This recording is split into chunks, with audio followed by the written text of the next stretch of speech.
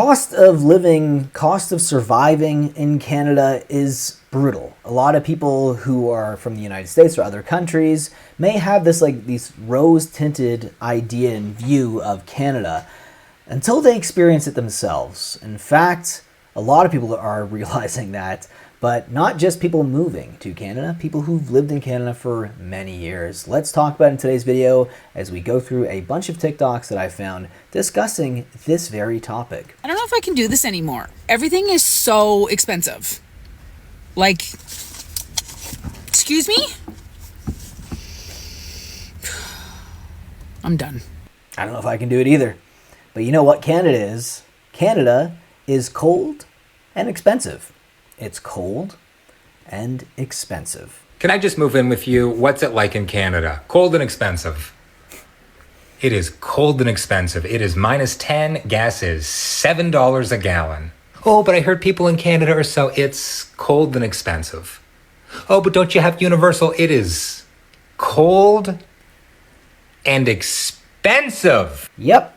So a lot of people may not realize how expensive Canada is. They may not realize how bad the weather can be. I mean, there's definitely places in Canada where the weather is not as bad. Here in Alberta, the weather is pretty freaking brutal.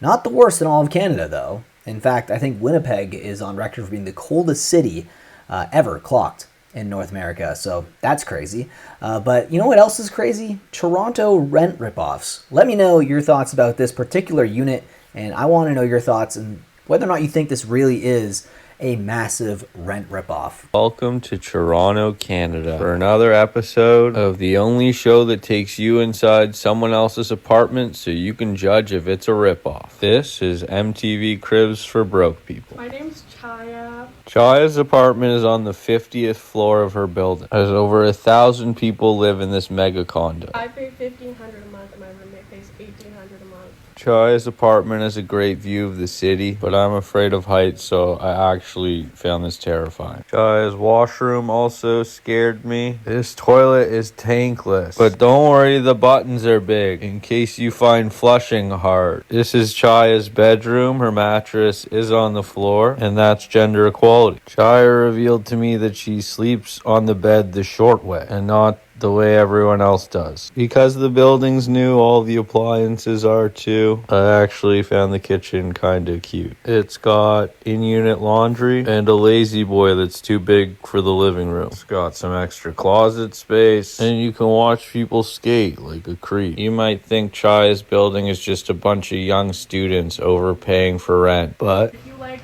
really old gay people, Yeah, $3,300 for 750 square foot. 2-bedroom apartments. So that's a lot of money. That is a lot of money to live in Toronto. Oh my God. But you know what? There's worse out there. That's not even the worst example for rent in Toronto. But I have a video right here breaking down rental prices, the average rental price for a 2-bedroom unit in Canada. Vancouver is at the very top with $3,413. And then we have Burnaby in Alberta, $3,061. Toronto, $3,091. Okay, so actually, theirs was above the average price cost as of December 2024. Barrie, that's crazy. Barrie, $2,237 just because you're in Ontario. That is insane. So these prices are just unbelievable to just look at that and just be like, that's a 2-bedroom apartment. You know, when you're getting over $3,000 a month for an apartment, it may be time to look elsewhere. Maybe time to look elsewhere. In fact, some people may be looking for some shelter inside a McDonald's on the floor with a nice mattress. Because that's how expensive Toronto is. Toronto and Vancouver are probably the worst culprits. But you know what else is insane? Housing prices. So if you're not spending a lot of money on rent, you might, maybe you're fortunate enough to buy a house. But what can $1.6 million get you in Toronto? Well, let's find out. This is what $1.6 million buys you in Toronto.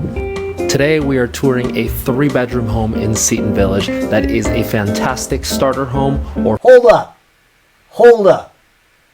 Hold the phone. Did he just say starter home? Who's spending $1.6 million on a starter home? What the hell is going on? Why would you even say that? Holy crap. Well, this realtor is only for the rich, guys, because to call $1.6 million a starter home is ridiculous. I mean, it looks beautiful from what I've seen so far, but it looks also very narrow. But yeah, 3 bedrooms. Let me know your thoughts about this, though, down below in the comment section. Let's continue watching. For downsizers alike. The main floor is open concept and gets a ton of natural light. This is looking back at the backyard, and even though it's covered in snow, there is a gas fire pit back there and a detached garage for ultimate parking convenience. Heading up to the second floor, where we have 3 bedrooms and a bathroom, and this house also has a finished basement that offers a guest bedroom and a second bathroom.